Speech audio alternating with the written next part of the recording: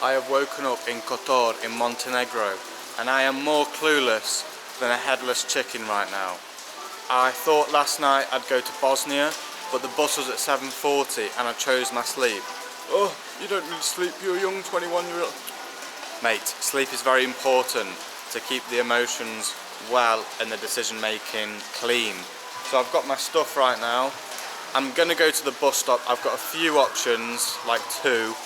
I really don't know which one would be the best, but have a look. It's raining today, so we're going against the elements, people. Let's find out what today has in stock for us. It could literally lead to anything. So I thought I'd record today. Let's go.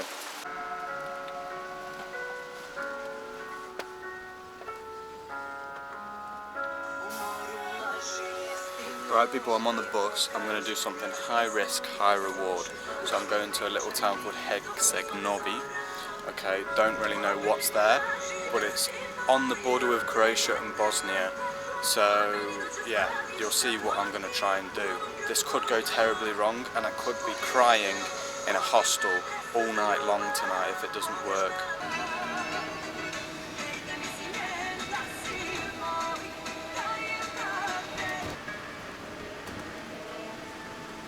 So I'm just looking on the map now. There's a little town called Meline, and this has a road that goes to Bosnia. So this is the plan basically.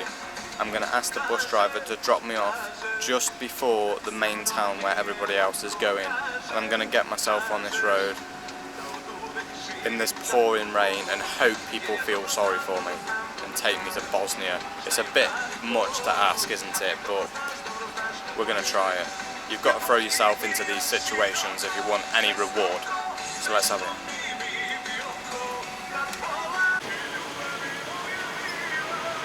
Well, this is it, people. Welcome to Meline. I'm just going to try and find the road and just do it. I'm starting to regret this decision already because it seems extremely unlikely that it's going to happen. It's raining, it's January. Oh dear. Dubrovnik to Croatia is straight ahead, and then my one, Mostar in Bosnia and Herzegovina, is to the right. So I'm going to get some breakfast for lunch, and then I'm going to get on the road. This bus is going to Bar in the south of Mostar. I don't even know where I am. This is literally it. I've got Centar Novi with the massive word rooms looking at me. Don't like the idea of that. All of the number plates are Montenegrin. What's that one? Don't know. I just saw one Serbian one, which I'm sure he'd be going, and I just missed him by literally seconds because I was recording this video. But I've got to get there, like somewhere there, into the best hitchhiking spot possible. This is the road to Bosnia, alright? So I'm going to have a look at the number plates. I'm going to stick my thumb out while I munch on my food, and that'll be that. Come on, if there's one Serbian who's just been a few seconds ago, surely we can do this. We've got to have faith in the Balkan people, mate. This is what I'm munching on. I just saw a car that had a Bosnian number plate. And I've seen two Russian cars and a Ukrainian. Come on.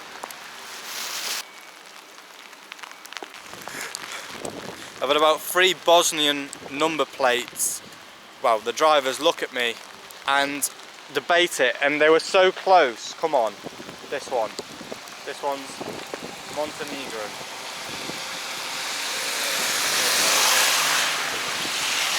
Trucks, I don't really want them to stop.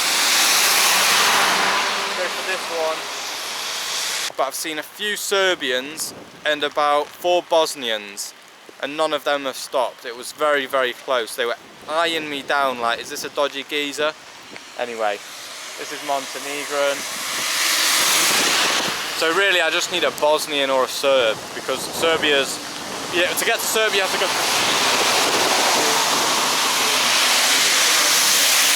That's an S, I think that's Slovenia. Ukrainian car just there. But the good thing is, after giving it a few more hours of trying to get to Bosnia, I might be able to go on the other side of the road, and who knows where we could end up. So it's exciting. I mean, I don't have a sign, so I know when these Serbs and Bosnians are going past, they're probably thinking that I just want to get to the top of this hill and not actually to Bosnia, because this is not the main road to Bosnia. Obviously it goes there.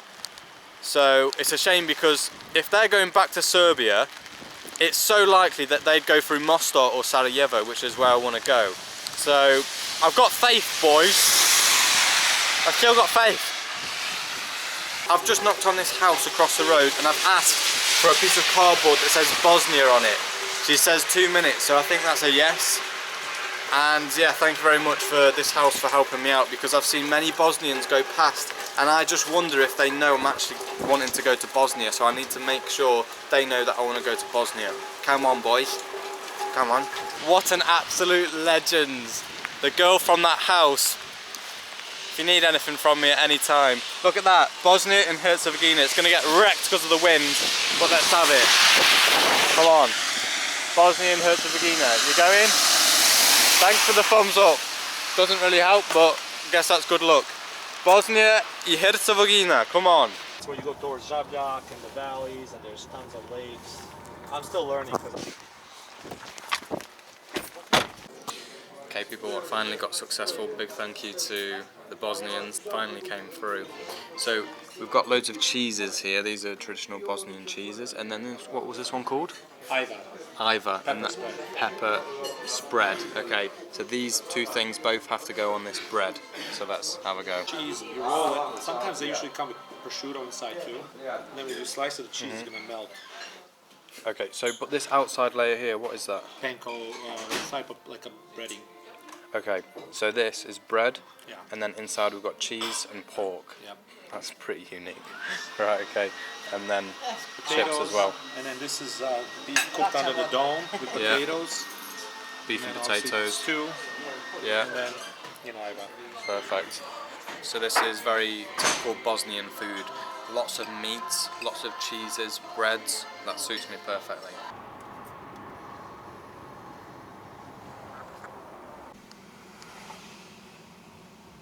So this car was originally a BMW B7, right? Alpina B7, yeah. And now Alpina is a company that do up cars, right? So this one's done up, it's got its own displaying system, and you're able to control the volume with a sensor that comes from there. And what's the horsepower on this one? 700. 700, and you can see that when you It's drive in here. fastest sedan in the world. Sedan. Sedan. Sedan. Oh, Sudan. Fastest four-door Right. sedan. 0 to 60, 3.1. Wow. This town is mainly Serbian, and now we've got a brilliant view of it here. Oh, there's a football stadium as well. Okay. And as you can see here, we've got one Orthodox church and then another one over there.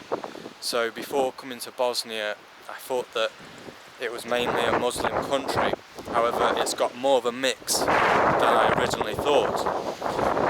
Sarajevo, for example, the capital, is about a 50-50 split. There's a fort all the way up there. Yeah. I can't see now with these mountain hills. There's another one high up there. They're built all by Austrians. Right. So on the mountains, we've got forts. Even in Montenegro, some of the forts there, they were built by the Austro-Hungarians. What's it called? The Austrian-Hungarian Empire. Yeah. Look at this, people. They've even got an amphitheatre. So in the summer, there'd be loads of concerts and things like that here. Imagine this, guys. So just sitting here, listening to some lovely music on a summer's day. That would be absolutely amazing. Look at the view. So people, at the start of the day when I said I'm going to do something high risk, high reward, that's exactly what I've done. There was a high risk that nobody would have picked me up today, but I got lucky and I had a lovely Bosnian meal, so that was amazing. So now I'm at the bus station of this town, which I've only just learnt the name of, so I can't actually remember. But let me have a look how it's called now. And I'm going from this town, which is called Trebinje, something like that, all the way to Mostar, and that's where I'll be spending the night. So let's go for it. Right people, so I've just arrived into Mostar. It looks like a very interesting place, to be honest. So we've got obviously mosques, and we've got abandoned buildings, we've got lovely little streets, and then the very, very famous bridge. So yeah, it takes 3 hours to go from that town in the south to Mostar, when it's really not a huge distance, but that's just because the roads are so mountainous in southern Bosnia. So let's get to the hostel and have a good night's sleep. I also need to buy some shampoo because I haven't washed my hair in a few days, and deodorant. It's been a pretty tough but rewarding day. I obviously got pretty wet when hitchhiking. My shoes are wet, my trousers are wet. Luckily this is waterproof, so my upper body is still dry and warm, which is the priority. But yeah, it's going to be nice to finally get in a warm hostel with some food. So let's hope I can find some interesting people as well. In the last hostel they were very interesting. We had a great chat, and for the first time they spoke about lights, as in like who turns a light off and when at night, which was really funny because nobody ever talks about that. As in somebody just switches the light off and then it goes back on. It was like, wow, there was communication and organisation between guests in a hostel for the first time. Incredible stuff. And these are the back streets of Mostar on a cold winter's day. This morning I have been on a war tour, right? So we've seen buildings like this one, which have bullet holes in. We've seen an underground bunker where many aeroplanes were parked and they were guarding the airport of Mostar. I'm going to be showing you all the buildings that have bullet holes in, and the exact street where on one side there were Croatians and on the other side Bosnians, right? And you can just see a hill in the distance, right? Another hill in the distance over there.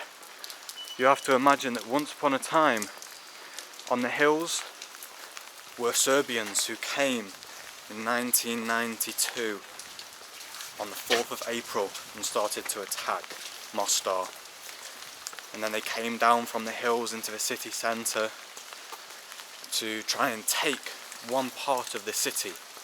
And they were on one side of the river and all the Bosnians were on the other side of the river, defending. There's some more bullet holes. Bullet holes. It's extremely interesting. So if you come to Mostar, don't just go to the bridge, you've got to learn about this, and that's what this tour did for me. So that's been incredible. And now I'm going to try and give you guys the information that I learnt on the tour. So the main key things is that it's made from the pie, it is made from the meat, it's the Bosnian traditional meat, but it comes from the Ottoman Empire. When the Ottoman came to Bosnia, they bring us this kind of delicious meat. So this is kind of the street food. In UK you have street food more based on the from India or things like that, but this is our street food, very affordable and very healthy, much better than McDonald's. Yeah. It's very cheap. I've had this in Serbia, Montenegro, and now Bosnia. So let's see if Bosnia gets the king. Yeah. So that's just €2. It's less than £2. And I think in UK for £2 there is not much that you can buy, especially not such a delicious pie with the meat.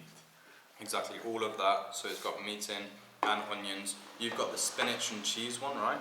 Yes, this is with the spinach and cheese. Yeah. So this is healthier version. Although this one is also healthy, but yeah, it's more tasty, I would say. Yeah. People from the Balkan countries love meat, right? So people, this is definitely the best burek place in Mostar. So if you can, come to Bisak, right?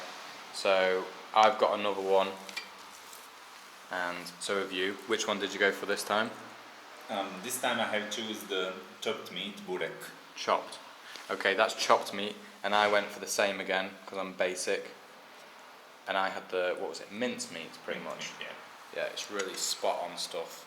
So we're having a right burek feast. Okay, people. So we've just come to this nice bar, right? And this is the most popular beer in Bosnia and Herzegovina, but it's actually Croatian, so it would be pronounced Ožujsko, yes? Yes, Ožujsko. And there we have it. What was that? Živjeli. Živjeli. Long living. Okay, live long, people. So people, this building here was actually originally a bank. It was never opened. It's in the centre of Mostar, and we are going to go and climb it. What is significant about this building? Well, it's nicknamed the Sniper Tower, which is where all the Serbian snipers unfortunately operated from. Now you can see we're popping over. That's pretty high, you know. We've got the bricks there, and up we go. Can you film this? Yes, you see? Okay. Bricks almost fell over. Is it on? Bloody hell.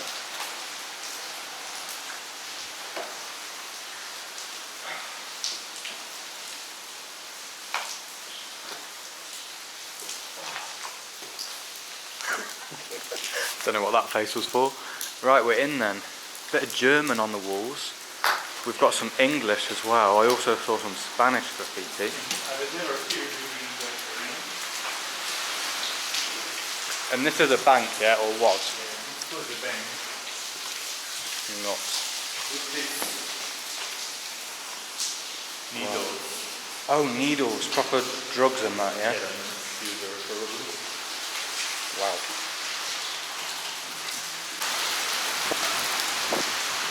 You literally have apartment buildings there. That is pretty nuts. There's rain coming down. And look at these stairs that we're going on. Brutal stuff. Oh, I'm getting soaked. I can't believe the apartment. She's just making some pasta, mate. Oh my days. Bosnia is an absolute madness, mate. I can't believe it. But we have to keep in mind, people, this is where snipers operated from, so it's no joke.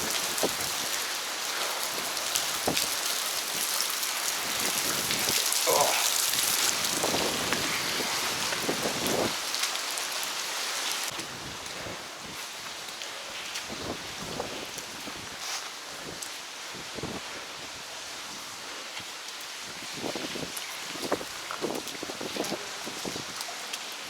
Down there is Kapuluk. Okay, The yeah. main Spanish square. Ah, yeah, yeah. All bridge is there. Do you see the tower that is like Yeah, I see the lit tower, yeah. down there is Park and the Bruce Lee.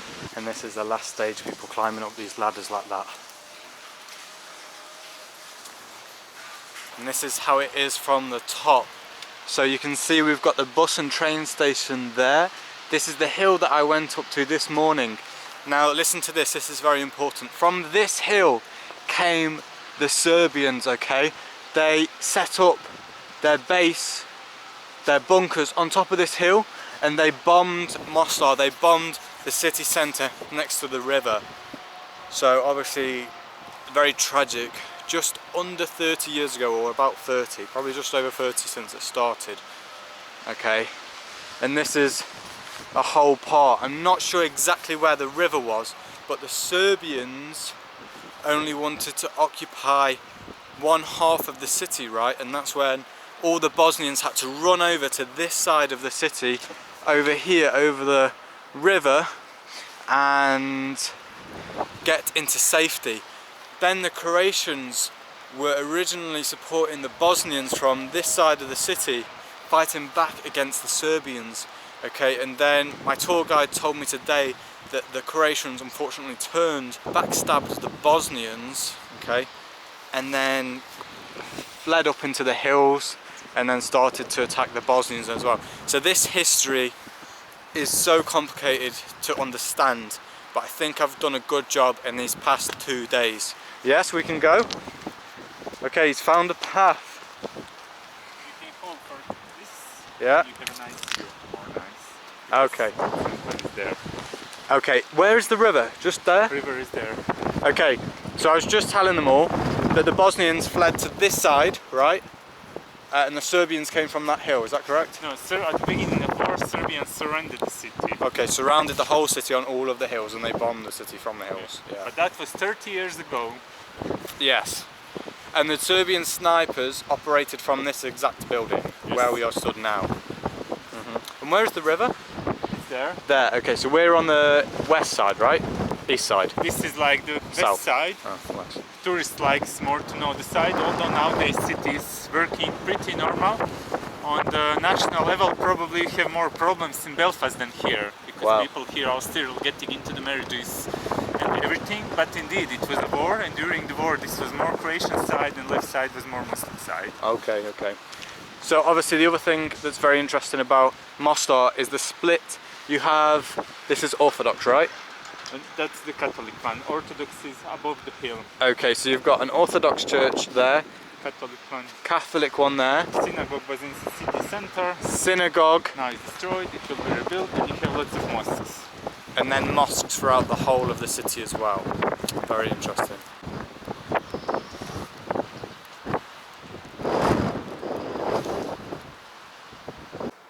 So people, it seems we have a new school built here, and in the background on this fairly clear day we can now see the hills and the Bosnian flag right on top of the hill, and these are the hills where the Serbian troops finally came marching down after sending bombs and warning the people of Mostar that they were on their way. This street is a very significant street, and on this street we're going to see a few things, like abandoned buildings like this, like that. Actually, we're going to cross the road right now, and I'm going to show you something interesting, something that my tour guide showed me a few days ago, which would be a munition box. The question is, why are the Bosnian government not cleaning up buildings like this? Well, some may say it's because it brings tourists, right? So I'm not sure the Bosnians are so happy about that. You can just see the ammunition box down there, bullet holes on this building. So yeah, pretty sad stuff. However, the most significant part about this street is that on one side were the Croats, okay, and on the other side were the Bosnians. I think the Bosnians were on the left side because the river is just to the right, and obviously the Serbians, or maybe Croatians, came from the hills.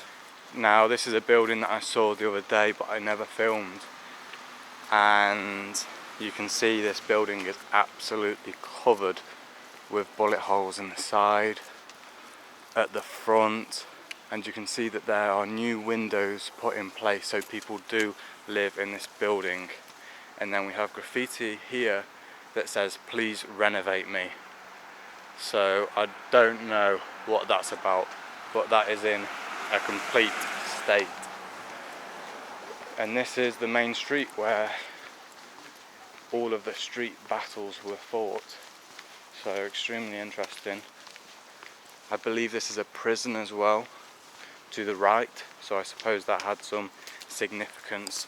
And the last thing I want to say is that there were concentration camps, only a few I believe, but there were a few concentration camps dotted about Mostar, where obviously prisoners of war were kept.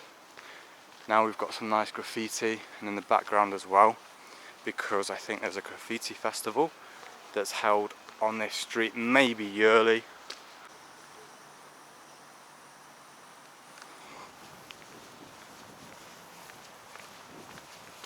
And you can just see the sniper tower in the distance there, which is what I climbed up last night, and that is right in the centre of the city. Guys, this is the torrential rain that Mostar has had in the last few days. It's just all coming down from the mountains. There were a few houses that actually got flooded, but look at all this that's going into the river. But luckily the river that runs through Mostar will never flood because it's very deep, and that's why some people jump into it, mostly Americans.